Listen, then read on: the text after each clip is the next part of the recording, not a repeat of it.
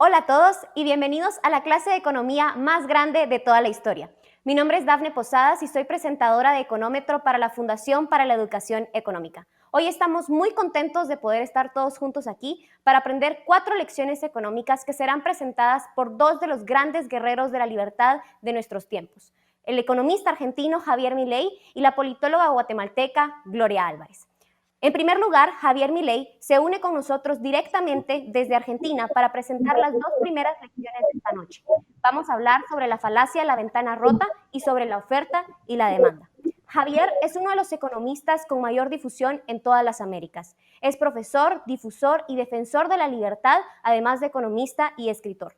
Un hombre que prácticamente ha dedicado toda su vida a la educación económica en todos los niveles. Estamos encantados de tenerlo presentándonos con nosotros esta noche, comenzando con esta idea sobre la falacia de la ventana rota. Recuerden que pueden seguirnos en todas nuestras redes sociales en FIE en español para poder acompañarnos en la batalla de la libertad. Buenas tardes a todos, es un placer para mí tener a cargo esta lección y básicamente la idea de presentar el principio de la ventana rota tiene como origen destrozar la falacia que deriva del keynesianismo.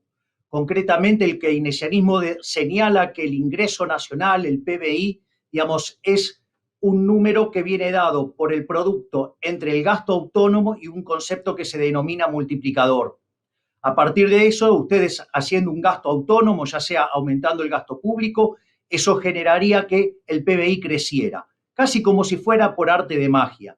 De hecho, el principio de la ventana rota parte contando la historia de un niño que se para frente a una vidriera y le tira una piedra y la rompe. Y entonces ahí el keynesiano diría que estaríamos en un mundo feliz, porque básicamente eso incrementaría la producción de vidrio, generaría empleo y entonces todos seríamos más ricos. Yo les puedo asegurar que cada vez que uno hace esta presentación, yo recuerdo haber estado en México y decirles, bueno, ¿cómo se sintieron con el terremoto previo a el Mundial del 86? Y yo no veo que la gente se haya puesto contenta. Con el mismo concepto, digamos, el propio Hazlitt trata lo que se llaman los beneficios de la destrucción para tratar con este tema y muestra que es mentira, digamos, que la guerra mundial pueda generar prosperidad. Ese es el tipo de resultados ridículos que genera este análisis keynesiano. Hazlitt, en su libro La economía en una lección, para rebatir estos términos, lo que hace es volver a las bases de Bastiat y al concepto de lo que se ve y lo que no se ve. En definitiva, lo que dice es, hay que separar el buen economista del mal economista.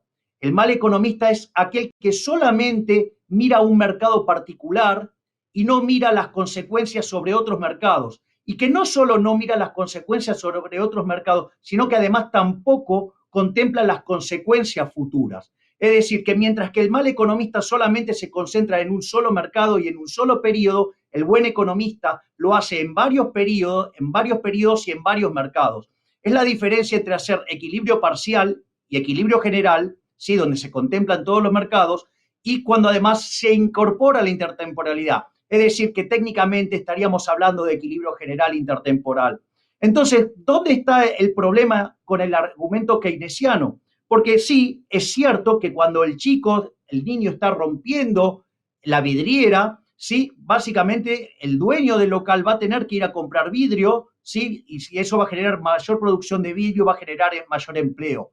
Pero ¿dónde está el problema? El problema radica en que en el mismo momento que el dueño del local ha tenido que reponer ese vidrio, ha dejado de gastar en otras cosas. Por ejemplo, puede haber dejado de consumir. Entonces, al haber dejado de consumir, ¿sí? Hay menos demanda en otro sector y esa menor demanda en otro sector lleva a la pérdida de empleos, ¿sí? La otra alternativa es que siga manteniendo sus niveles de consumo, pero si hace eso, lo que está haciendo es castigar el nivel de ahorro. Al castigar el nivel de ahorro va a haber menos inversión. Al haber menos inversión va a haber menos. Al haber menos stock de capital, habrá menos stock de capital per cápita, habrá menor productividad y por ende los salarios serán más bajos. Por lo tanto, digamos, o sea, nada bueno de la destrucción puede salir. Y esos errores, digamos, o sea, los acarreamos hasta el día de hoy. Digamos, son todos estos errores que hemos heredado de la economía keynesiana. Entonces, para mostrar esto en la vida real, una de las cosas que a mí me gustó incorporar como ejemplo es el nuevo plan de obra pública de John Biden, ¿sí? Donde básicamente lo que quiere hacer es volver a lanzar una suerte de New Deal a la Roosevelt. Sí, un ambicioso programa de obra pública. Y ese tema también está tratado en la obra de Hazlitt. Básicamente se llama, mire, la obra pública solamente genera impuestos, o sea, no genera, digamos, ese empleo. Eso es falso. Lo único que va a poder hacer en el mejor de los mundos es mover el empleo de un lado al otro. Entonces, según, digamos, o sea, los keynesianos dicen que este aumento de la obra pública, esto va a generar una mayor producción y empleo. Y eso en realidad es falso. Porque esa obra pública se tiene que financiar.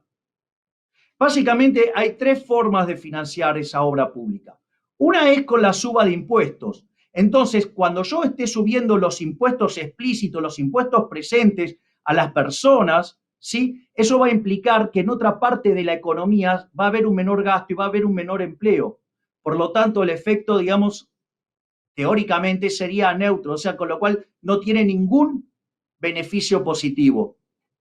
La otra posibilidad, digamos, o sea, muy instalada en gente que con poca formación económica, es creer que, digamos, si lo financia con emisión monetaria, digamos, eso se resuelve el problema. Es más, en un artículo Friedman dice, hasta parece mágico porque evidentemente lo único que se hizo fue imprimir dinero y de repente apareció una obra pública. Pero claro, esa emisión de dinero lo que hace es generar inflación. Eso lo que hace es licuar el poder adquisitivo del dinero que tenemos en nuestros bolsillos y por ende eso hace que nuestra capacidad de compra se contraiga, que gastemos menos y por ende en otro lugar de la economía habrá menos producción y habrá menos empleo. Por lo tanto, es falso que, digamos, o sea, la obra pública financiada con emisión monetaria pueda generar riqueza.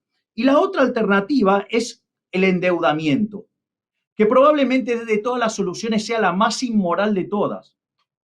Entonces vamos por partes. Por un lado, digamos, podemos pensar en términos de equivalencia ricardiana, ¿sí? Y la realidad es que si hoy me estoy endeudando, mañana voy a tener que estar pagando esa deuda. O sea que la deuda que toma el gobierno hoy son impuestos futuros. Por lo tanto, que cuando las personas contemplen ese efecto, van a también estar reduciendo el consumo de otros bienes y consecuentemente, ¿sí? Se va a perder efecto de la actividad y el empleo que supuestamente se había ganado originalmente. Pero además tenemos un problema adicional con esto, que es la inmoralidad de la medida. ¿Por qué? Porque esa medida, digamos, financiada con deuda, está castigando sobre todas las cosas a generaciones futuras, generaciones que no votaron o generaciones sí que ni siquiera nacieron. Por lo tanto, también digamos, hay un problema de que es algo absolutamente inmoral. Por lo tanto, todo el efecto que puede generar la obra pública, sí, y el empleo que puede generar, sí, tiene como contrapartida que va a haber una suba de impuestos explícitos, ¿sí? Presentes o futuros o implícitos, ¿sí? Con lo cual, digamos, o sea, no se va a ganar nada. Ahora, pero también hay una cuestión de la eficiencia. ¿Quién a mí me asegura que el gobierno cuando haga esto va a ser eficiente? ¿Quién me asegura que en el traspaso de manos no se van a perder recursos? Recuerden la frase de Bastiat, digamos, las porosas manos de los políticos. Entra una cantidad de dinero y lo que termina llegando, digamos, es otra. Pero aun cuando el gobierno fuera eficiente, algo que difícilmente lo sea, porque nadie es eficiente gastando el dinero de otros en otros, ¿sí? Aun cuando milagrosamente eso ocurriera, también es altamente criticable la medida. Primero porque si esa obra pública, si esa obra en cuestión que quiere hacer el gobierno no existe, es porque la voluntad del sector privado era que no existiera. Por lo tanto, ya, digamos, ahí nos encontramos con un problema de la fatal arrogancia por parte del político que quiere imponer una obra considerando, ¿sí?, que él sabe mejor qué se necesita que lo que quiere la gente. Por lo tanto, ese solo problema, ¿sí?, ya implica, si el sector privado hubiera querido eso, lo hubiera hecho y no hubiera necesitado del Estado o del gobierno para que lo haga. Consecuentemente, inexorablemente eso va a llevar a un menor nivel de bienestar, ¿sí? Pero además, lo que hay que tener en cuenta también es que, por ejemplo, una de las cosas que señala este programa de Biden, ¿sí? Es que lo va a financiar con impuestos progresivos. Es decir, lo va a hacer cobrándole más impuestos a aquellos que más ganan. Y eso también es un error. Y es un error, digamos, más que nada, digamos, en primer lugar, una inmoralidad. Porque básicamente implica tratar desigual frente a la ley a la gente. Esto quiere decir que cuando yo soy exitoso, donde en el capitalismo solamente se puede ser exitoso sirviendo al prójimo con bienes de mejor calidad o mejor precio, ese hombre, sí, ese empresario que es un benefactor social, lo que está diciendo Biden es que lo va a castigar con mayores impuestos. Es decir, cuando ustedes una actividad la castigan, digamos, ¿ustedes qué esperarían? Que haya menos, no que haya más. Entonces, digamos, plantea un problema de incentivos y plantea un problema de inmoral de tratar de modo desigual frente a la ley a la gente. O sea, eso, digamos, es verdaderamente grave, digo, porque implica castigar al exitoso, implica, digamos, en ese contexto, lo que ustedes van a tener es que se va a producir una caída del ahorro.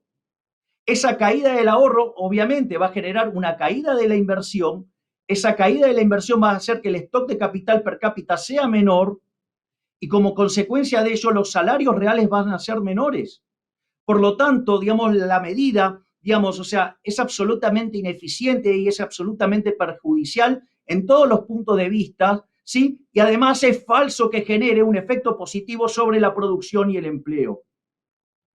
Pero esta no es la única falacia a la que suele recurrir la gente de izquierda o la gente del progresismo. Otra de las falacias, y en el libro de Hazlitt, en La economía de una lección, está manifestado en un trabajo que se llama El odio a la máquina. Es decir, donde básicamente cuenta la historia de los luditas y cómo se rebate esa falacia. Básicamente, ¿qué es lo que dicen los luditas? Que cuando aparece el progreso tecnológico se genera desempleo. Lo primero que les podría decir es que, a ver, el progreso tecnológico en el mundo empezó a tener auge desde la segunda revolución, desde la revolución industrial. Y la verdad que desde ese momento hasta ahora, la cantidad de personas en el planeta Tierra se multiplicó por 8 veces. ¿Sí? Si tuvieran razón los luditas, no podría haber aumentado la cantidad de empleo en el mundo. Consecuentemente, si eso fuera cierto, hoy la tasa de desempleo en el mundo sería 87,5%. ¿Esto qué quiere decir? Que en principio, digamos, los datos no le dan, le dicen que es falso. Entonces, lo que uno tiene que entender, digamos, cómo funciona la teoría económica subyacente en este principio. Y lo que uno tiene es que cuando se produce el progreso tecnológico es equivalente a tener, por ejemplo, como más capital en algún sentido, pero sin rendimientos decrecientes. De esa manera, ¿qué pasa? La productividad de los trabajadores se hace más alto, por lo tanto, el salario de los trabajadores crece también. Es cierto que, digamos, el progreso tecnológico tiene como naturaleza ahorrar trabajo. Ahora, ¿eso quiere decir que se va a generar desempleo? Ya vimos que los datos dicen que no. Entonces, ¿por qué, digamos, no se genera desempleo? Bueno, porque cuando se genera este aumento de la productividad, ¿sí? Los beneficios de la compañía suben. Entonces, cuando los beneficios de la compañía suben, digamos, esa compañía pertenece a alguien y esos nuevos ingresos que tiene, digamos, los puede aplicar a algo. Por lo tanto, por ejemplo, si los decide consumir, eso lo que va a generar es demanda en otro sector de la economía y eso va a generar, digamos, producción y empleo. Por lo tanto, no va a haber desempleo. Otra alternativa es que este hombre, digamos, con este dinero que está ganando, lo reinvierta. Y si lo reinvierte, no va a estar echando gente, sino que va a estar recontratando gente. ¿Sí? Y además va a estar aumentando la oferta de bienes, con lo cual el precio de los bienes que vende van a ser cada vez más bajos. Y por lo tanto, digamos, va a ser una máquina de generar prosperidad y bienestar para todos, con bienes de mejor calidad a un mejor precio. Otra alternativa es que lo ahorre. Cuando ese hombre, digamos, que ha logrado este progreso tecnológico lo ahorre, ese ahorro, digamos, lo va a canalizar en el sistema financiero y se va a convertir en inversión. Cuando se convierta en inversión, eso va a incrementar el stock de capital. La productividad marginal del trabajador subirá y al subir la productividad marginal del trabajador, los salarios reales van a mejorar. Por lo tanto, digamos, o sea, es una máquina de generar prosperidad, es una máquina de generar, digamos, bienestar. Ahora, supongamos lo siguiente, que nos ponemos mucho más ásperos Y este hombre decide enterrar el dinero ganado en la tierra para sacarlo, porque es malo. Bueno, el retiro del dinero de la calle lo que va a hacer es que el nivel de precios caiga y todos los participantes de esa economía se van a ver beneficiados, ¿sí? Por esa idea y todos van a tener mayor prosperidad.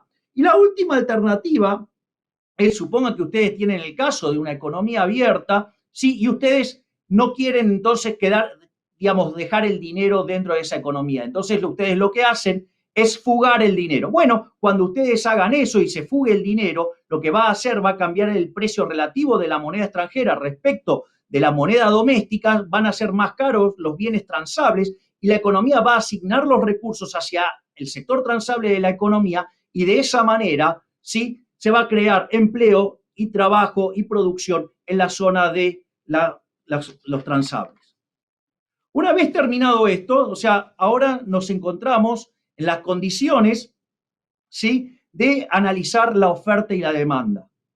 Es increíble, ¿sí?, que cuando uno discute con economistas, los propios economistas no conocen los elementos subyacentes que están detrás de la curva de oferta y demanda. Pareciera que solamente creen que son unas tristes líneas y que les sirve para encontrar un precio y una cantidad de equilibrio y nada más.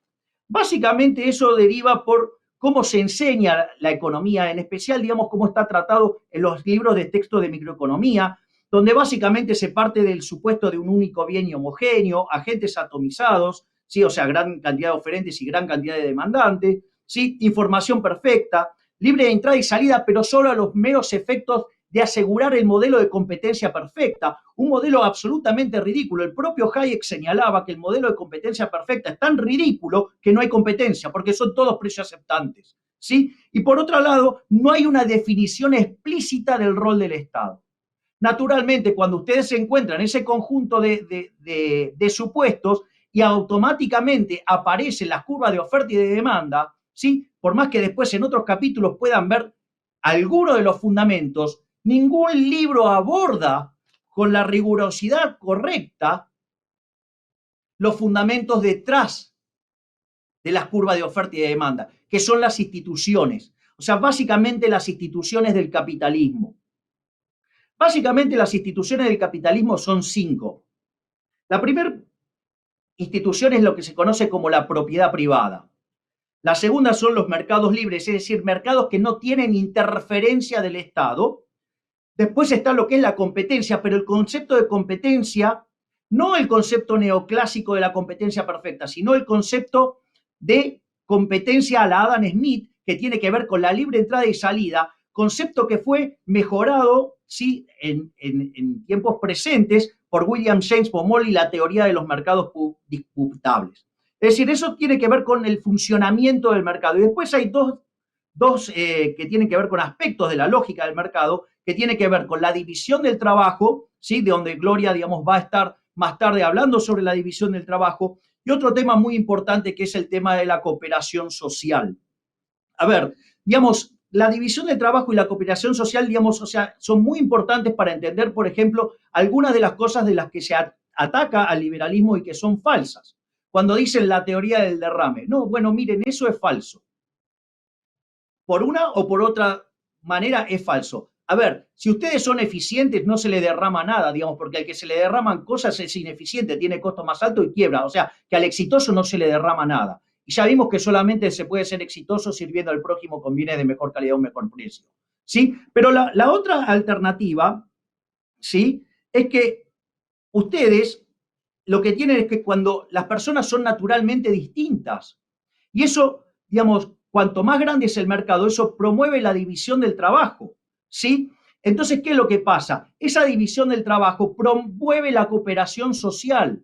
Por eso, digamos, Bastiat decía, donde entra el comercio no entran las balas, o sea, aquellas sociedades que comercian, ¿sí?, tienen más paz, ¿sí? Bueno, de hecho fue el modelo que siguió la Unión Económica Europea después de que se vivieron matando durante siglos. Descubrieron que el mercado común europeo, sí, eso hacía era hacerlo interrelacionar unos con otros, que el interrelacionar unos con otros, sí, digamos, eso lo que genera, sí, es que básicamente, digamos, dependan del vecino y por ende entonces no tienen intenciones de maltratarlo o guerrearlo o algo por el estilo porque se dañan a sí mismos. Una vez que vemos esto, digamos, por lo tanto, en un mercado, digamos, en un modelo competitivo, en un modelo liberal, uno lo que ve es que todos se benefician, con lo cual si hubiera derrame, hay derrame de los dos lados. Por lo tanto, acabamos también de dejar de lado esa estupidez del efecto derrame del cual, digamos, nos acusan, del cual no existe ningún registro en la literatura liberal.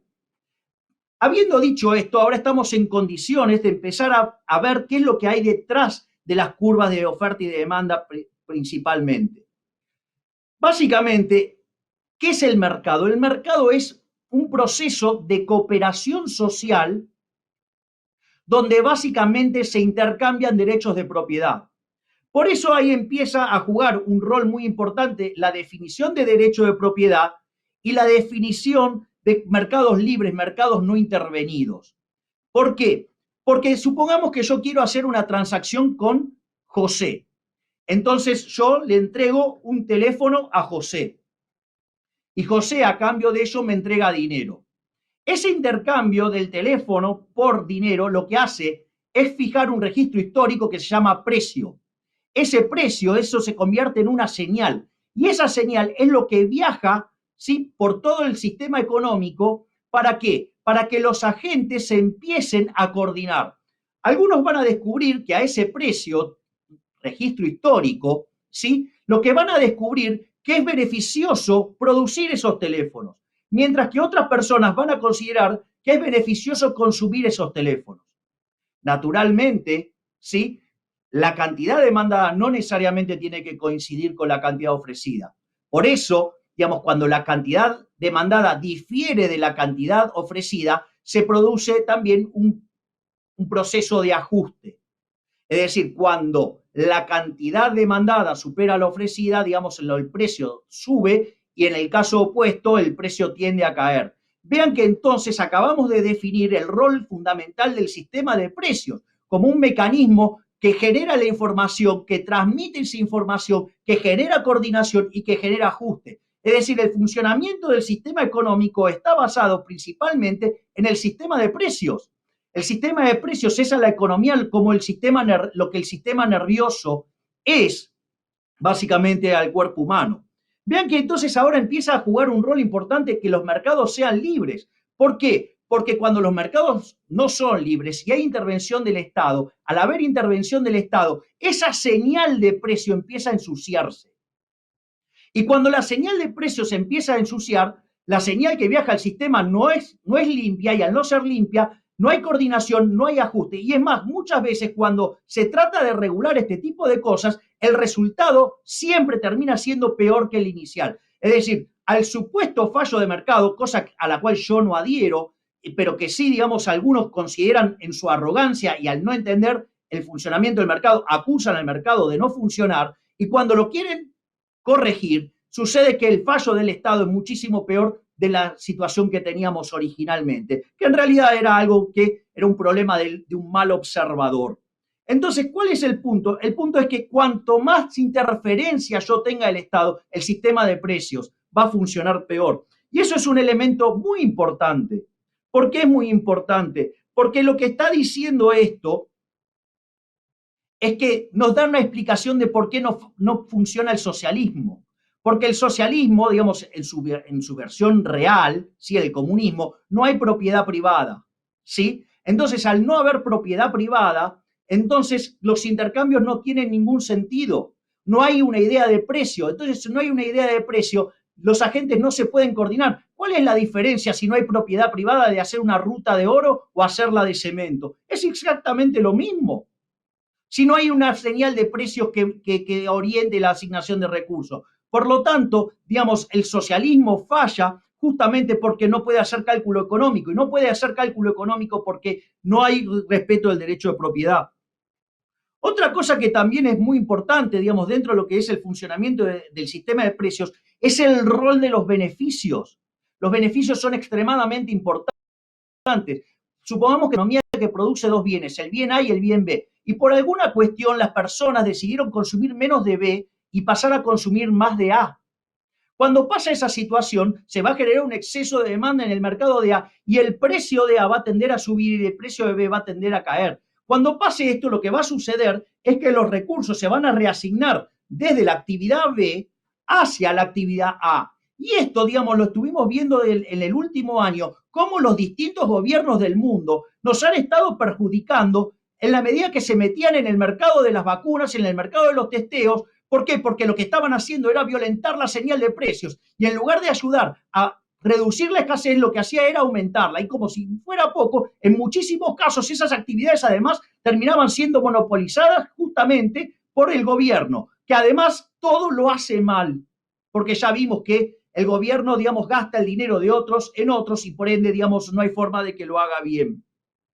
Naturalmente, sí, digamos, entonces ahora estamos en condiciones, por ejemplo, de analizar esta nueva idea brillante de Joe Biden. ¿Sí? Quiere elevar el valor de los salarios, la hora de los salarios, porque se le dio la gana a él. Totalmente fuera del mercado, porque él es progresista y piensa en los que menos tienen. Bueno, le voy a decir algo. El señor Biden va a terminar causándole daño a los que menos tienen. Porque ¿qué es lo que pasa? Una empresa demanda trabajo en función del valor del producto marginal de ese trabajo. ¿Qué es el valor del producto marginal? Es decir, yo contrato un trabajador adicional, genero una producción adicional y yo eso lo voy a vender. Y y eso me genera ingresos. Y eso es lo que yo voy a estar dispuesto a pagar por un insumo. Naturalmente que cuando el costo del insumo supere ese valor del producto marginal, yo no lo voy a contratar más. ¿Qué era lo que pasa? Al hacer esta situación donde Biden quiere subir el salario por decreto o subirlo, digamos, de manera artificial, lo que va a hacer es que la demanda de trabajo caiga, ¿sí? Entonces, al caer la demanda de trabajo, lo que va a pasar, ¿sí?, es que los salarios va a haber una presión a la baja. Entonces, si los salarios bajan, digamos, se hace esto, al caer la demanda, va a haber menos empleo y va a haber menores salarios y la gente va a estar peor. Pero si esto lo complementa con medidas regulatorias y restricciones en el mercado de trabajo, bueno, esto va a ser una catástrofe. Porque entonces, como no va a poder bajar la tasa de, digamos, porque no va a poder bajar el salario, entonces lo que va a pasar, como no se ajusta el salario, lo que se va a pasar es que va a generar desempleo. ¿Y a quién va a castigar el desempleo? Va a castigar a aquellos que estaban dispuestos a trabajar por menos de ese salario que se fijó unilateralmente y arrogantemente desde el Estado. Por lo tanto, va a terminar perjudicando a los más vulnerables del sector. Y no solo que va a ser dañino en términos de corto plazo y generando ese efecto, sino que además va a ser muy perjudicial de largo plazo, porque cuando quieran ingresar los jóvenes al mercado de trabajo, se van a encontrar con que les va a costar mucho trabajo conseguir empleo. Y eso, digamos, se los puedo contar yo, vengo del país, digamos, amante de las regulaciones del mercado laboral, y lo único que generamos es altas tasas de desempleo, muchos jóvenes frustrados que se van del país, ¿sí?, y condiciones cada vez más precarias y con empresarios que cada vez quieren contratar menos gente. Por lo tanto, como toda intervención, el remedio termina siendo peor que la enfermedad. Ahora, queremos otro ejemplo, digamos, acá vimos un caso de precio mínimo, podemos ver el caso de un precio máximo. Es decir, esto se ha intentado varias veces en muchísimos lugares, que es la ley del control del precio de los alquileres. ¿Y qué es lo que va a pasar cuando ustedes quieran controlar el precio de los alquileres? Muy simple. Por un lado, los propietarios lo que van a terminar haciendo es retirar propiedades del mercado. Por lo tanto, va a haber que una presión al alza en el precio de los alquileres. Es más, o sea, va a terminar generándose un mercado en negro. Pero no solo eso, si el regulador es muy eficiente en esa tarea de estar persiguiendo a los dueños de las viviendas, ¿qué es lo que va a pasar? ¿Cómo va a ajustar? Va a ajustar deteriorando la calidad de la propiedad. Es decir, se va a deteriorar la calidad de las propiedades. Entonces, van a salir propiedades del mercado, la calidad de las que quedan se van a deteriorar, por lo tanto, la situación de la oferta de viviendas va a ser mucho peor. Y por otra parte, como el precio está debajo del equilibrio, ustedes van a tener mucha gente además buscando más viviendas que lo normal. Por lo tanto, van a tener una situación de desabastecimiento enorme y van a generar un problema enorme. Digo, ¿quieren un ejemplo? De vuelta, le doy la ley de alquileres. Al poco tiempo es un verdadero caos. Pero cuando el Estado genera estos caos, no reconoce que se equivoca y avanza con otras intervenciones. Entonces, digo, ¿qué se les ocurre hacer cuando empiezan a ver este efecto de gente que no consigue viviendas? Entonces promueven un plan de viviendas. ¿Y con qué promueven ese plan de vivienda? Con obra pública, o sea, de vuelta, ¿sí? Reventando, ¿sí? A los que ahorran o reventando a los pagadores de impuestos y destrozando otros sectores de la economía, ¿sí? Y otras veces van por los créditos blandos, es decir, tasas de interés subsidiadas. Entonces, ¿qué van a hacer los que tienen que prestar la plata? Van a prestar a lugares más seguros o fugarán el dinero, y si los bancos quedan obligados a prestar a esas tasas, como esas tasas no compensan el riesgo que están tomando, se está deteriorando el balance de los bancos y eso en un caso de corrida puede terminar en un crack de toda la economía. Por lo tanto, aquí tenemos los efectos nefastos de ir contra las leyes de oferta y de demanda. Gracias, Javier, por esas extraordinarias lecciones y esos extraordinarios ejemplos en las lecciones económicas sobre la falacia de la ventana rota y sobre la oferta y la demanda. No queda duda que para poder combatir el analfabetismo económico tenemos que armarnos de las mejores herramientas, de los mejores argumentos, de las mejores ideas y, por supuesto, de la mejor información. Y todo eso lo encuentran en FI en Español. Así que les recomiendo que nos sigan en todas nuestras redes sociales para estar atentos a todas las ofertas que les podremos hacer próximamente para seguir aprendiendo sobre las ideas de la libertad y también sobre la economía de libre mercado. Quédense con nosotros porque ahora vamos a pasar con otras dos lecciones económicas que serán impartidas por Gloria Álvarez, pero además al final de estas dos lecciones vamos a estar dándoles un premio a todos ustedes que nos acompañaron en toda la transmisión. Así que vamos a arrancar con Gloria para las siguientes dos lecciones que van a tratar sobre la división del trabajo y sobre el costo de oportunidad. Gloria Álvarez es una politóloga guatemalteca y ha escrito diferentes libros: El engaño populista, Cómo hablar con un progre y Cómo hablar con un conservador. Ella es una de las más guerreras de la libertad en todo el mundo porque ha impartido más de 3,000 conferencias hablando sobre los mercados libres y sobre las ideas de la libertad en países como Estados Unidos, Hong Kong, Australia, en toda Europa y también en toda Iberoamérica. Gloria, gracias por acompañarnos. Estamos listos para arrancar contigo. Muchísimas gracias, Dafne. Es un gusto para mí estar con ustedes y lo que explicaba Javier, empezando con la oferta y la demanda y la ventana rota, es que lo que destruye realmente no construye. No puede haber una economía que realmente funcione a través de estar destruyendo y tampoco puede haber una economía funcional cuando los precios son absolutamente artificiales. Y de ahí entonces pasamos a los costos de oportunidad. El costo de oportunidad como término fue acuñado por primera vez en 1914, o sea, hace menos de 200 años todavía los economistas en un gran proceso evolutivo se estaban poniendo a pensar qué es lo que realmente le da el valor a las cosas. ¿Será el esfuerzo del trabajador, como decía Carlos Marx? ¿Será la cantidad de dinero que yo pago? Y en eso, un economista austriaco llamado Friedrich von Weiser en 1914 dice, no, el costo de oportunidad de todas las cosas que tú haces no solo se refleja en lo que estás pagando monetariamente, sino también en lo que estás dejando de hacer. El costo de oportunidad de las más de 25,000 personas que se inscribieron a la clase de economía más concurrida del mundo, significa para cada uno una cuestión diferente. La oportunidad de estar en esta clase te priva de la oportunidad de estar en una cita con una chica o con un chico, en la oportunidad de ir a ver a tu mamá o de estar pensando cómo vas a generar algún recurso productivo y económico para ganar más dinero, o en estar comprando Bitcoin o en ir a la playa.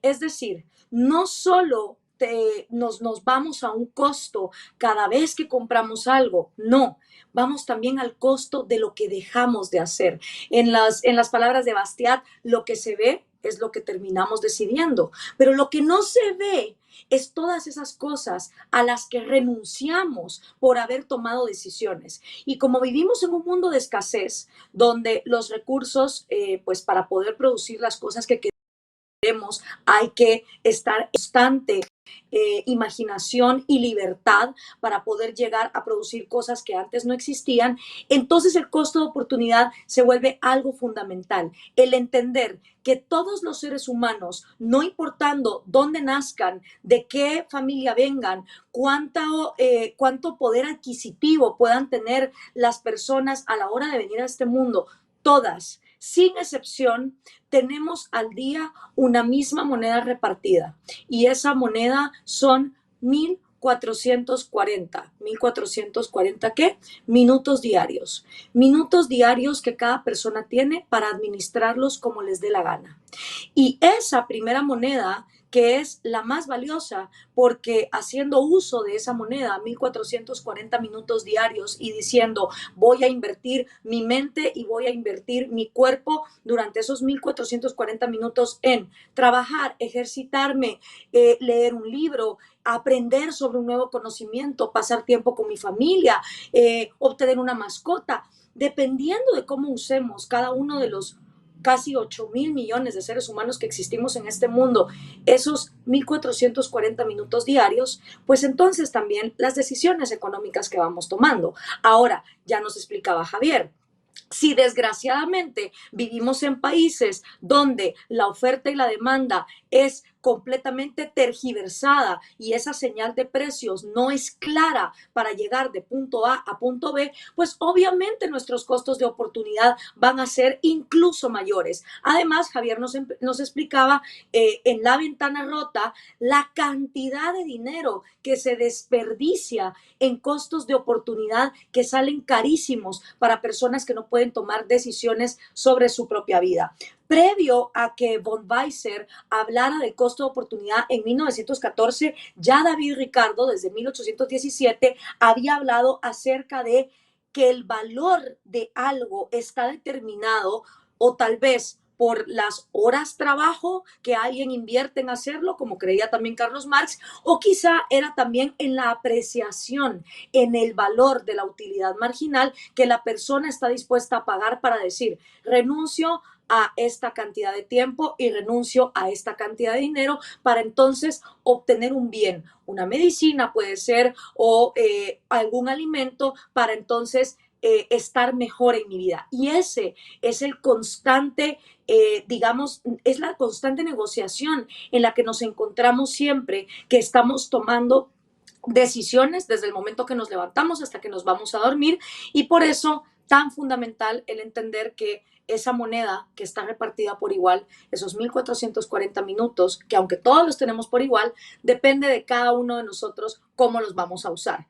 Y hay entonces varias, digamos, maneras de entender las enseñanzas que nos deja una buena lógica económica. A continuación, les voy a enseñar las 7 enseñanzas de una sana lógica económica. Y esto aplica a cada uno de ustedes con el dinero o los bitcoins que tengan en su billetera, como a sus gobiernos. Lo fantástico de la economía es que lo que funciona con $10 funciona con 1.000 millones de dólares. Y quien no sabe administrar $10 tampoco va a saber administrar 10.000 millones de dólares. Eso es la maravilla, digamos, de la matemática y la economía. Entonces, hablando de costos de oportunidad, las 7 enseñanzas de la lógica económica nos dicen que si escogemos una cosa, necesariamente estamos renunciando a otra, como nos pasa en América Latina. Escogemos siempre apostar por gobiernos corruptos, necesariamente estamos renunciando a tener empresarios o emprendedores talentosos que puedan hacerse en América Latina de más riqueza para entonces crear más fuentes de empleo. Cada vez que un país latinoamericano se pone la soga al cuello votando por socialismo, por proteccionismos, por mercados cerrados y regulados por gobiernos corruptos, también está perdiendo el costo de oportunidad de tener ciudadanos más libres que sean capaces de traer con el único recurso inagotable que existe en este planeta, que es el cerebro humano. Todo lo demás está en escasez, incluso el aire limpio se vuelve un commodity cuando hay demasiada contaminación en una ciudad y se paga por tener lugares en áreas verdes, pero realmente el único recurso que es inagotable en este mundo es el cerebro humano. Es la única máquina capaz de transformar los minerales que han existido en esta pelota azul llamada planeta Tierra desde hace 4.000 o más de 4.000 millones de años en nuevas innovaciones y tecnologías y productos que hacen la vida del ser humano una vida mejor. Esa es la máquina que sacó al hombre de las cavernas y hoy lo tiene puesto en el espacio, incluso con aspiraciones de llegar a Marte. Esa máquina, el cerebro, está en constante negociación en cuanto a los costos de oportunidad, renunciando a muchas cosas que puede estar haciendo para decidir enfocar su tiempo, que es su moneda más preciada, en las cosas que mejoren su vida. La primera enseñanza de las lecciones económicas, y esto es de FI, lo pueden encontrar en FI en español, es que la gente libre no es igual y la gente igual no es libre.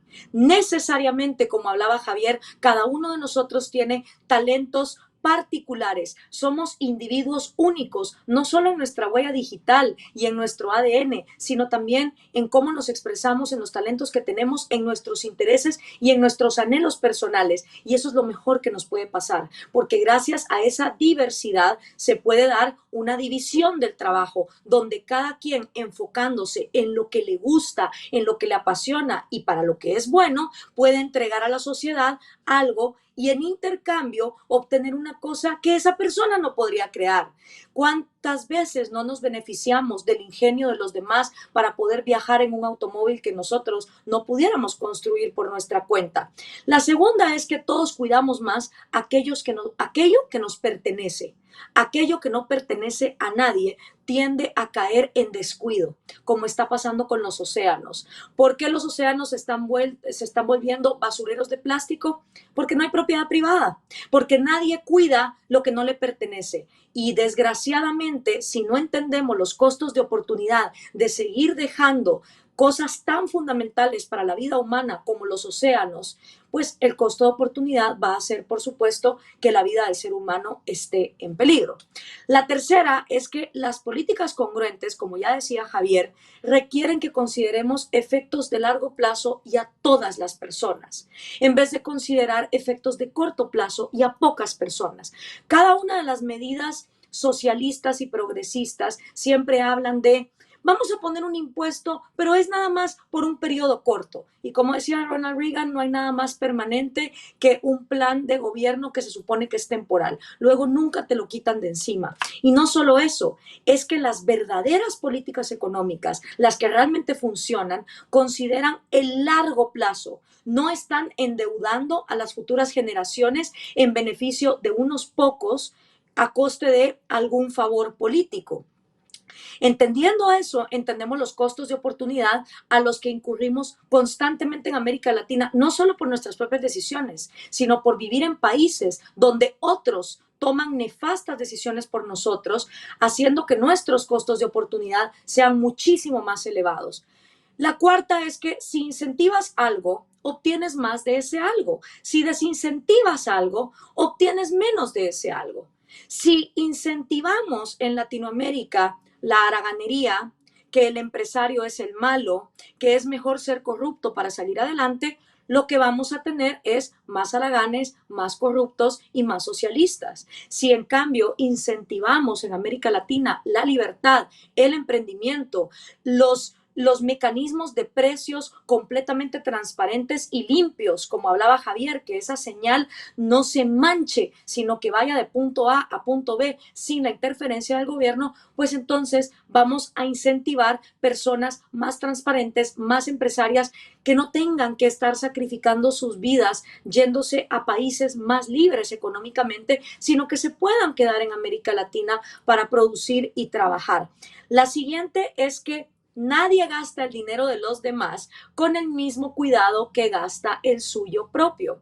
No sé si ustedes se acuerdan cuando eran pequeños y tal vez si tenían padres que se preocuparon de enseñarles algo de economía, muchas veces lo que hacían los papás es que te daban una tarea. Te decían, si lavas los platos, te voy a dar 5 pesos. O si lavas el auto, te voy a dar 10 pesos.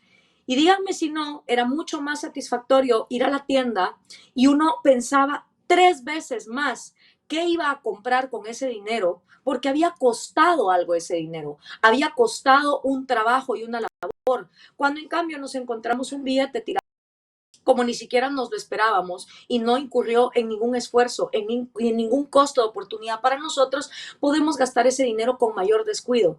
Eso es precisamente lo que hacen los gobiernos. Sáquense esa mentira de la cabeza. El gobierno no produce riqueza. El gobierno no produce un solo centavo de riqueza. Los que producen el dinero son los emprendedores, contratando trabajadores que voluntariamente venden su trabajo, ese costo de oportunidad de estar haciendo otra cosa, por recibir un salario que gracias a las tecnologías ya no va a ser solo controlado por los bancos centrales y los gobiernos corruptos, sino que a través de las monedas electrónicas vamos a tener la posibilidad de ser también los individuos los que tengamos mayor control de la economía. Y cuando somos nosotros los dueños de ese dinero porque nos costó un trabajo, tendemos a gastarlo con mayor cuidado que con el descuido y el despilfarro que lo hacen los gobernantes, que no tuvieron que incurrir en ningún costo de oportunidad para obtener ese dinero saqueado a través de impuestos. Y encima, como ya nos explicaba Javier,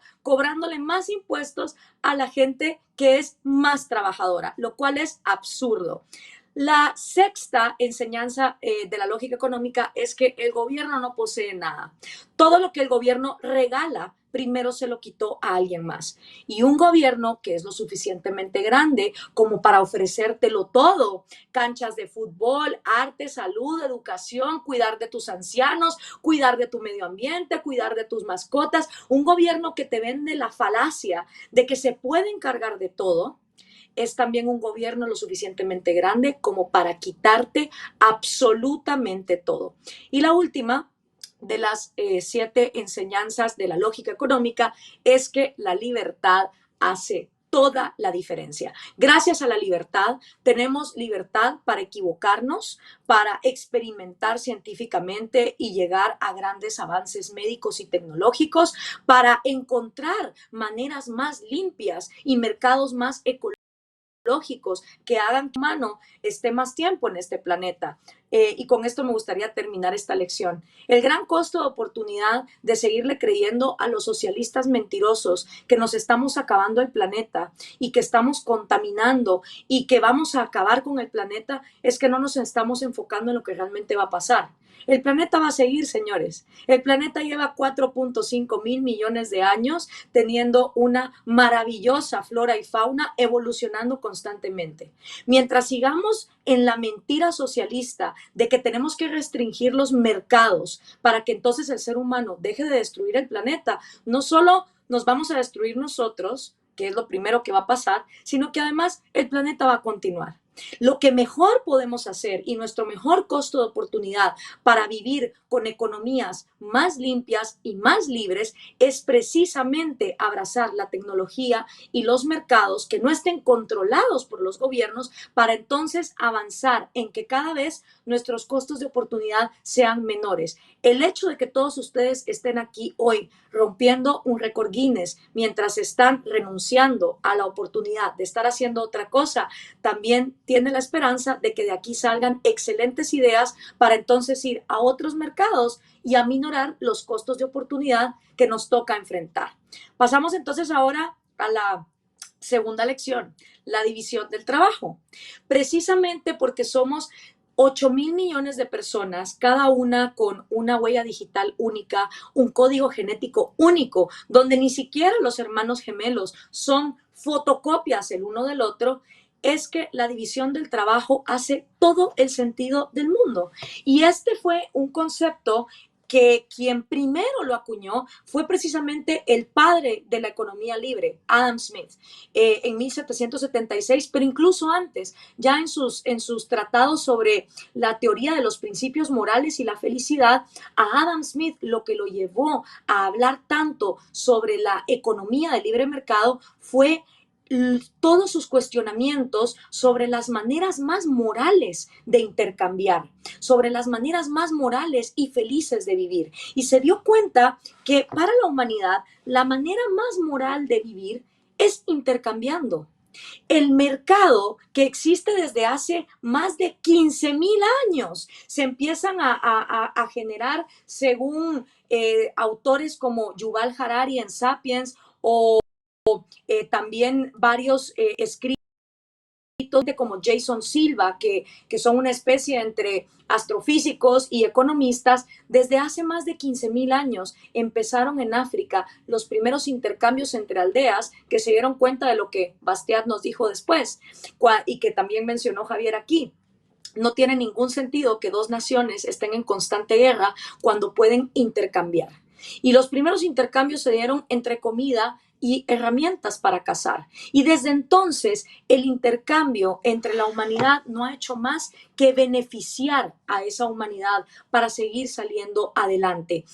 Y la división del trabajo es fundamental porque lo que hace es que se creen cada vez más personas especializadas en distintos talentos, en distintas tecnologías, para poder entonces producir cosas que alguien más no sabría producir por su cuenta. Y tenemos que entender que ya desde Platón, o sea, 2000 años antes de que empezaran, digamos, estos descubrimientos económicos del libre mercado a formarse con Adam Smith, con David Ricardo, con lo que siguió después con la economía austriaca, ya desde entonces en la antigua Grecia Platón decía, cuando las personas se especializan en un talento en específico, la comunidad, la sociedad funciona mejor. Nuestras alternativas a eso son la violencia y la barbarie, es decir, la guerra y el saqueo, y por supuesto la esclavitud. O sea, a diferencia del intercambio, que a través de la división del trabajo, donde cada uno puede obtener un beneficio económico de vender su labor para entonces poder comprar otras cosas, nuestras alternativas a esa gran herramienta pacífica y eficiente que es el intercambio a través de la división del trabajo son el saqueo, la esclavitud y la guerra. Entonces, cuando nos ponemos a pensar realmente quiénes estamos del lado de querer que la economía funcione de una forma libre, donde cada cual también sea libre de no querer intercambiar, si así lo decide, es precisamente el libre mercado. Y Adam Smith se dio cuenta que era mucho más eficiente dividir las tareas, ¿no? Y esto ha seguido no solo la revolución industrial, se hace también con la revolución tecnológica. Ahora existen muchísimas más profesiones de las que había hace 30, 40 y no digamos hace más de 100 años, cuando Carlos Marx nos habló de que, oh Dios mío, el trabajador se iba a volver un pobre ignorante que no iba a saber hacer más nada que estar fabricando todo el día la misma cosa, ¿no? La gran paranoia de Carlos Marx cuando habló de manera bastante alarmante sobre la revolución industrial es que él creía que los trabajadores se iban a volver seres sumamente ignorantes, que no iban a saber absolutamente nada de la vida más que simplemente estar todo el día haciendo una tarea de manera monótona y que eso le iba a impedir el acceder a otros conocimientos. Pues resulta que han pasado bastantes años ya, desde 1848 y el manifiesto comunista y de que él escribiera El Capital, y nos damos cuenta que no es así, que la división del trabajo se ha multiplicado y no solo eso, el acceso al conocimiento de un trabajador hoy es muchísimo mayor que el acceso al conocimiento de un trabajador hace 200 años. Hoy existen profesiones como astronauta, psiquiatra, biólogo marino, influencer de Instagram, minero de Bitcoin, que Carlos Marx ni en sus sueños más locos se hubiera podido imaginar. Entonces, no solo con los avances tecnológicos, la división del trabajo no ha hecho al trabajador más ignorante ni más esclavo, sino que hoy por hoy, por primera vez en toda la historia de la humanidad, de cada 10 personas que están vivas, 8 ya no viven con menos de $3 diarios. 2 sí. Y es una tragedia. Y si nos importa tanto sacar a esas 2 personas de cada 10 de no vivir con menos de $3 al día, lo que deberíamos de estar promoviendo son precisamente las ideas del libre mercado y de la división del trabajo. Hay un excelente escrito de Leonard Read, que también FI ha hecho bastante público, y ahora hay un video que se basa en ese escrito y es Yo Lápiz, el escrito original, que nos enseña cómo la división del trabajo es poderosísima, porque nadie en este mundo sabe hacer un lápiz. Nadie sabe hacer un lápiz. Y te explica en ese escrito cómo para que ese lápiz exista, muchísimas personas tuvieron que poner su ingenio y su cerebro a trabajar y dar un poco de su labor para que entonces ese lápiz pueda ser manufacturado. Ahora hay también un excelente video de la Fundación para la Educación Económica en Inglés que se llama Yo iPhone y explica cómo nadie en este mundo sabe hacer un smartphone, sino que tenemos esta tecnología y podemos acceder a más y mejores productos gracias a esa división del trabajo, gracias a que Carlos Marx estaba absolutamente equivocado, al igual que Thomas Malthus, que creía que a más sobrepoblación nos íbamos todos a morir, porque no tomaron en cuenta que la tecnología va resolviendo problemas junto, como les decía, de la máquina más inagotable y que tiene recursos infinitos en este mundo, que es el cerebro humano. Entonces, gracias a que hay división del trabajo, no se volvió el trabajador más tonto, se volvió más especializado y ahora tenemos muchísimas más profesiones de las que teníamos hace 200 años. Entendemos mucho mejor cómo funciona nuestra psiquis, cómo funciona nuestra salud, cómo funciona nuestra relación con el mundo que está allá afuera. Gracias a esa división del trabajo, el trabajador hoy tiene más tiempo libre. Y esto lo explicaba genialmente Hans Rosling, uno de los mejores economistas, que tiene también un excelente video de 200 años y 200 países y el crecimiento que tuvieron gracias a la libertad. Y él tiene una oda a la lavadora automática que presentó en una charla TED. Y habla de cómo la lavadora automática, siendo el ingenio de tantas personas, liberó a muchísimas mujeres de todo el trabajo al que estaban esclavizadas lavando la ropa de sus familias y ahora así tener tiempo libre para ocupar ese tiempo en estar con sus hijos, ir a dar un paseo, leer un libro, sacar una segunda profesión, poner un negocio propio. Entonces, si algo deberíamos entender es que la división del trabajo es el reflejo fantástico de que somos libres, somos únicos e irrepetibles y que gracias a que cada uno de nosotros tiene talentos distintos, podemos beneficiarnos entonces de los talentos de los demás. Sin embargo, el costo de oportunidad de vivir en sociedades que desprecian al empresario, que repudian al mercado libre, que venden la pantomima de que un burócrata desde el gobierno puede venir a legislar los precios, y si eso fuera tan fantástico, ¿por qué entonces no legislar el salario mínimo a 1 millón de bitcoins por segundo? O sea, si es tan fácil crear precios y subir salarios con el decreto de un burócrata a través de una ley, ¿por qué no lo llevamos al absurdo? Quiero concluir tanto la división del trabajo como el costo de oportunidad con otro gran artículo de la revista The Freeman que se llama El sueño del millón de dólares, que también lo encuentran en este excelente libro que incluye muchísima de la economía austriaca, de la economía de public choice y de los grandes pensadores del free market. Es The Economics Book.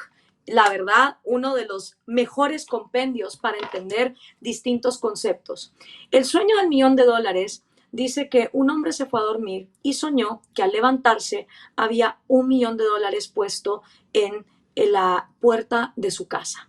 Y dijo, listo, esto es fantástico, soy millonario, tengo $1 millón, no tengo que volver a trabajar nunca más en mi vida. Y entonces apresuradamente se va al supermercado porque quiere ir a comprar comida y quiere ir también a una agencia de viajes para comprar boletos de avión e irse a una gran travesía por el mundo. Y se da cuenta que cuando empieza a caminar no hay nada funcionando. Los transportes están apagados, el supermercado está cerrado, la farmacia está cerrada, la agencia de viajes tampoco está, nada estaba funcionando. Y en eso se encuentra con otra persona que también venía feliz caminando con un costal lleno de dinero.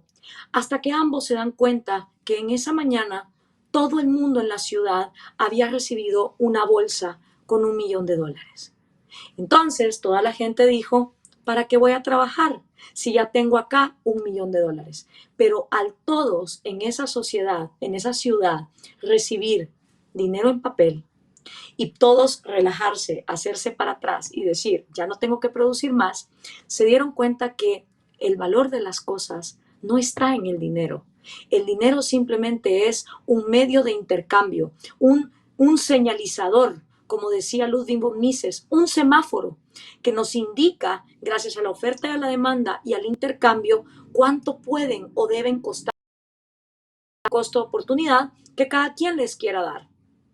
Cuando entendemos eso, nuestra obsesión por el dinero se transforma en voltear a ver y ver la obsesión por la productividad, por la división del trabajo, por la libertad, por procurar que los individuos sean lo más libres posibles para acceder a mercados donde puedan producir. Y mientras más libertad haya en ese mercado, menos preocupación tiene que haber de monopolios, porque siempre que haya libertad, cualquiera puede venir con una idea mejor que la tuya, montarte la competencia y equilibrar las cosas, sin necesidad de tener ese susto de que pocas personas van a amalgamar la riqueza. Si realmente te asusta que pocas personas amalgamen la riqueza, apuesta por la división del trabajo, apuesta por el costo de oportunidad, apuesta por una oferta y una demanda libre de burócratas corruptos y sobre todo, apuesta siempre que construir trae muchos mayores beneficios que destruir, por lo cual las ventanas rotas, las guerras, los subsidios o cualquier programa que agarre el dinero de inocentes para salvar a personas en un momento momentáneo no funcionan. Y de hecho, esas medidas socialistas son las que hacen que un grupúsculo de personas se queden con todo el poder económico en una sociedad, asfixiando cualquier probabilidad de innovación y de libertad. Esa es la razón por la que Caracas, Venezuela, es hoy el apocalipsis zombie, el holocausto del siglo XXI. Esa es la razón por la que La Habana, Cuba, parece estar congelada en el tiempo y parece una postal de los años 50, porque si le tenemos miedo a dejar las decisiones económicas en un grupo pequeño de personas, a lo que más deberíamos de temerles es a los gobiernos socialistas, proteccionistas y mercantilistas que hacen de los demás sus enemigos, que te hablan del contrabando como un crimen cuando no es nada más que libre mercado entre personas pobres en pueblos fronterizos. En cambio, apostar por la división del trabajo y la libertad te garantiza que siempre va a haber una nueva innovación que va a hacer temblar a cualquiera que en cualquier momento tenga mucho poder. Eso sí, premiando siempre al exitoso y nunca intentando pensar que castigando el éxito vamos entonces a hacer que las personas que no quieren trabajar entonces lo quieran hacer. Como dice Antonella Martí, decir que alguien es rico porque alguien es pobre es como decir que alguien está enfermo porque otra persona está sana. Y eso no funciona así. La salud, al igual que la riqueza, es algo individual y que gracias a la libertad se puede llevar a cabo. Gloria, por esa fantástica conclusión. Y bueno, después de 4 sesiones absolutamente increíbles, hemos llegado al final de la clase de economía más grande de toda la historia. Muchísimas gracias a todos ustedes por participar y hacer historia con nosotros esta noche. Queremos dar un agradecimiento especial a Javier Milei y a Gloria Álvarez por estar comprometidos con las ideas de la libertad y la difusión de los principios de libre mercado para la educación, para la Fundación para la Educación Económica. Javier, ¿unas conclusiones finales? Bueno, en principio y en línea con lo que estaba señalando Gloria, el liberalismo, la libertad, es la máquina de la prosperidad. Aquellos países que son más libres son 9 veces más ricos que los reprimidos. El decil más bajo de la distribución en los países libres está 11 veces mejor que su equivalente en un país reprimido y está mejor que el 80% de la población del país reprimido, porque el ingreso es el doble que el ingreso medio en el caso del país reprimido. Además, tienen 25 veces menos de pobreza, digamos, estándar y 50 veces menos de pobreza extrema. Hay mayores derechos, mayores libertades, la gente vive más y mejor. Y eso es el fruto de la libertad, porque lo que hay que entender es que además el socialismo es imposible. Es imposible porque primero no puede procesar toda la información necesaria para poder generar los cálculos que derivan del accionar, ¿sí?, de los individuos, algo probado y contado y explicado hasta el hartazgo por Friedrich von Hayek, ¿sí? No solo eso, que mucho de ese conocimiento es conocimiento tácito. Es decirme cómo hacía la volcada, pero lástima, no lo puedo hacer. Y entonces mucho del conocimiento es tácito y por ende tampoco es posible hacerlo. Pero además, algo que es más importante, y en línea con Hayek y en línea con Israel Kirzner, el mercado es un proceso de descubrimiento y las decisiones se van tomando en la medida que se va descubriendo esa nueva información que va apareciendo día a día. Por lo tanto, jamás va a poder llegar en tiempo y forma el Estado para hacer algo. Por lo tanto, cada vez que el Estado interviene, ensucia las relaciones de precios, contamina las relaciones entre los agentes y conduce a descoordinación y caos. Por eso todo lo que toca el Estado lo pudre. Donde está el Estado hay miseria. Es decir, la única salida es la libertad. Entonces uno dice, bueno, entonces, ¿qué podría hacer el Estado? Nada, es la paradoja del socialismo. Si quiere que el mercado, que las cosas empiecen a funcionar mejor, se tienen que correr. Por ende, lo que hay que entender es que el Estado es nuestro enemigo, que lo que debemos es avanzar y tratar de eliminar el Estado, y llevarlo a su mínima expresión, donde el cero es una posibilidad, porque cuanto más libres seamos, más próspero y mejor vamos a vivir. Así es, Javier, no nos quedan dudas que la libertad es la ruta hacia el progreso. Gloria, ¿algunas palabras? Muchísimas gracias, Dafne, Javier y a todo el equipo de producción que hizo esto posible. Cuando desde hace 10 años yo en la radio en Guatemala decía, dejen de esperar que el gobierno los eduque, usen el internet. Había tanta gente que se reía de mí porque decía, ¿y qué pasa con la gente que no tiene todavía teléfonos? Siendo Guatemala uno de los países con mejor telefonía celular, porque esa sí es es un sector que se liberó, digamos, de las garras del gobierno. Yo apostaba y soñaba con un día como hoy. Y creo que hoy que estamos rompiendo este récord Guinness y donde las personas voluntariamente, sin que un gobernante, sin que un burócrata les dijera, oye, te tienes que llegar, te tienes que inscribir, tienes que ir a esta clase, decidieron en su costo de oportunidad sentarse para recibir estas 4 lecciones económicas y decir, yo pongo mi educación en mis manos.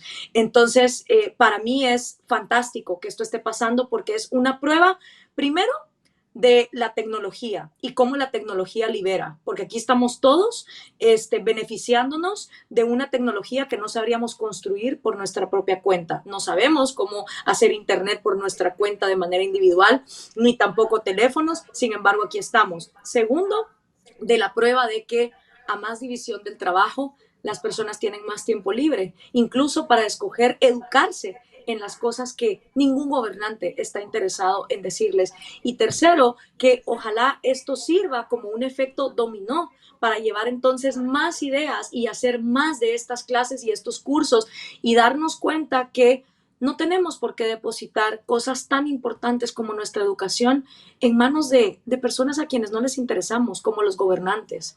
Al menos cuando alguien pone una tienda, y como decía Adam Smith, no lo hará el carnicero o el cervecero o el panadero, no lo hacen por la preocupación de darte algo de comer o de darte algo de tomar. Lo hacen por su interés personal de sacar adelante a su familia y eso está fantástico. Un individuo que es capaz de poner su educación en sus manos, de pararse en sus propios pies, de tener intereses personales y de competir en un mercado libre, no solo no es una carga para su sociedad, sino que contribuye a su sociedad. Y la verdad que para mí esto es fantástico y ojalá se repita.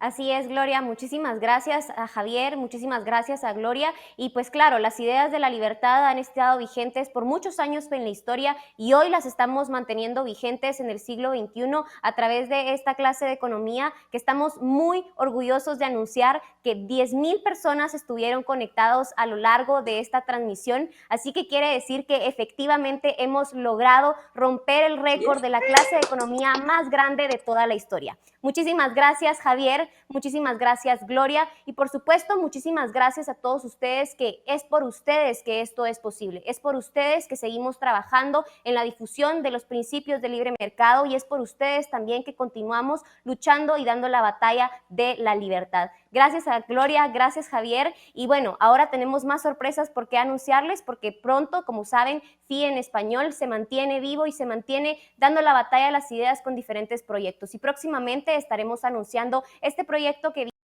viene con nosotros, que es la Academia. A todos ustedes que se registraron en nuestro evento, van a estar recibiendo un correo para poder registrarse a este evento específico en el que van a poder aprender más sobre algunos de los principios y sobre algunas de las lecciones económicas que les van a permitir profundizar sobre estas ideas de libre mercado. Y bueno, la gran sorpresa de esta noche es que vamos a estar dando un sorteo a todas ustedes que nos hicieron hacer esto posible, pero bueno, ¿cómo van a participar en este sorteo? Primero, la primera condición es que ustedes se hayan mantenido con nosotros en toda esta transmisión. Segundo, que puedan seguirnos en nuestro Instagram que aparece en la pantalla, @FI en línea. Y mañana a las 7 p.m. estaremos anunciando quién es el ganador de un iPad que llegará a ustedes gracias a la Fundación para la Educación Económica. Ahora sí, hemos llegado al final de esta transmisión. Les queremos dar un profundo agradecimiento a todos ustedes por hacer esto posible. Para nosotros en la Fundación para la Educación Económica es tremendamente importante poder compartir con las futuras generaciones todos los principios de las ideas de la libertad, todos los principios de las ideas del libre mercado y poder continuar con esta batalla hacia un mundo más libre, un mundo de personas que tengan la capacidad de tomar las decisiones para sus propias vidas y puedan construir un mundo mejor, un mundo más próspero, un mundo más feliz. Muchísimas gracias y ahora sí nos despedimos, pero no sin antes recordarles que nos sigan en todas nuestras redes sociales para seguir aprendiendo sobre estas ideas y para seguir con nosotros en esta batalla por la libertad. Hasta la próxima.